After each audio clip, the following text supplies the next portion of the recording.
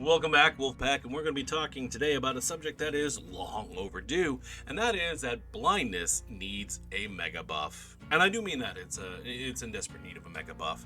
Currently, and as it's stood for many years now, blindness has been the laughingstock of just about anyone who plays in Swift.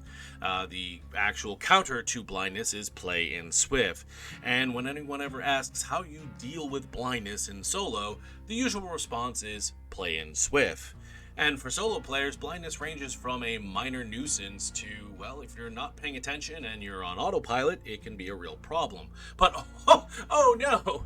Heaven forbid, the game requires survivor players to actually put in a little bit of effort. I mean, never mind the fact that when a survivor gets hooked, you get this big visual notification of specifically where they are being hooked. And whenever a survivor goes down, you can hear them scream, and that scream is distance-based. So even if you're paying the slightest bit attention, you'll know at least in what direction and roughly whereabouts survivors have gone down or been hooked. The only thing this is really going to affect are aura reading perks like Plunderer. Now you're not going to be able to see those chests. It's going to affect whether or not you're using a map, or, well, going back to perks, windows of opportunity. Oh, heaven forbid we can't see what pallets are up or down as solo players.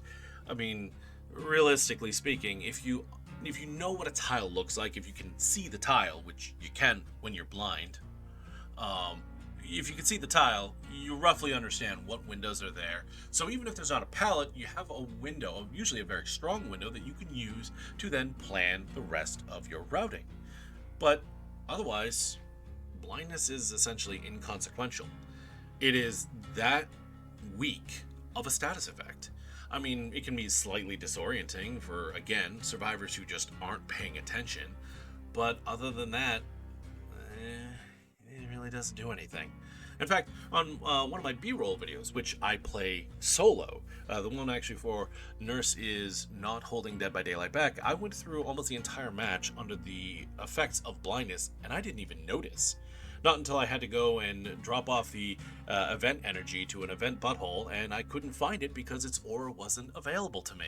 And that's the only time I even noticed that I had blindness. So, I mean, right there, that should really show how inconsequential blindness is. So, how do we fix that?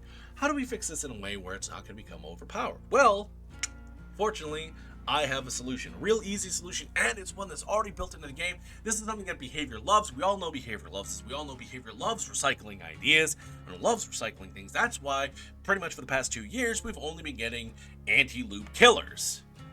Almost exclusively. I say almost exclusively, but not entirely. But the point being, behavior loves things that don't require them to do much work, and here is one of those things. How do we fix blindness? Very simple fix. We don't change blindness outside of this, but we add the darkness effect from Dredge's Nightfall. None of the sound effects, just the darkness effect.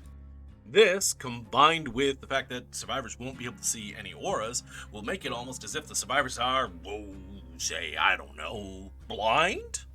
Might actually make Third Seal worthy of actually being a hex totem instead of being a laughingstock and noted as a wasted perk. But more importantly, what buffing blind is going to do is it's going to shake up the way killers can play the game, specifically stealth killers. Currently, much like blindness, stealth killers are hard countered by Swift players.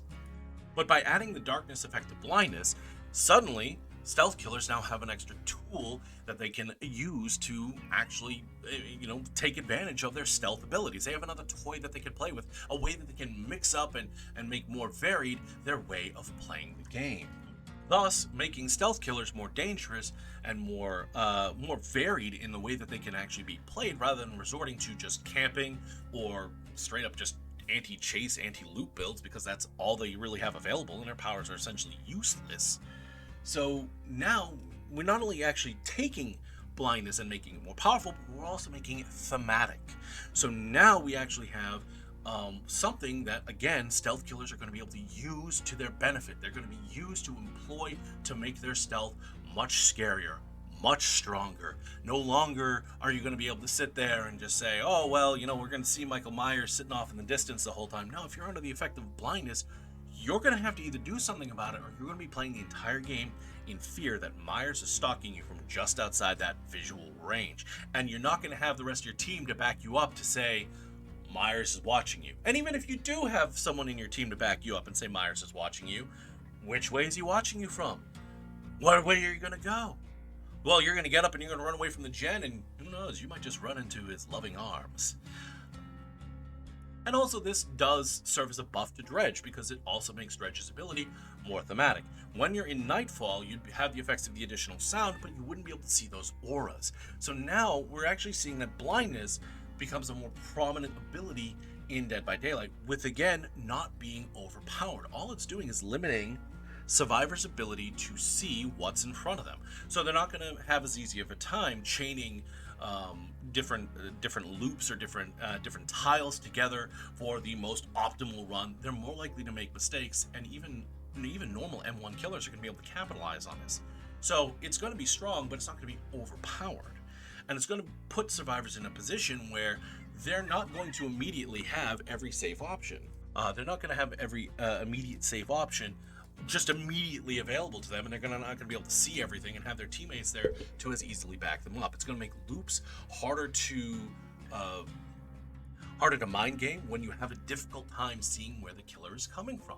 So here we have something that's going to add more variety, more spice to the game of Dead by Daylight. And as someone who plays a lot of Survivor, mostly for my B-roll film, you know, I would highly welcome this. This would be something I would love to see happening, because it would actually make a horror game, I don't know, what's the word, scary?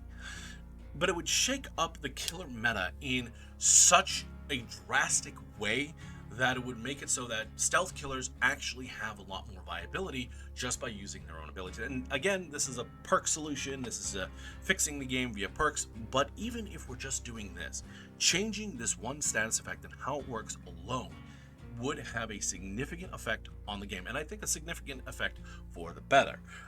Let me know what you guys think down below in the comments. I'm going to leave this here. I'm going to stop prattling, and I want to hear what your thoughts are. Anyways, that's going to do it for me. I'm going to see all of you guys in the next video. Don't forget to actually, you know, we're going to prattle on a little more. Don't forget to check me out on my other social media, or even on Twitch. I mean, I do a little more chill things on Twitch, but I like to keep it varied. Anyways, once again, I'm going to leave it here, and this time for real. So I'm going to see you guys in the next video. Bye.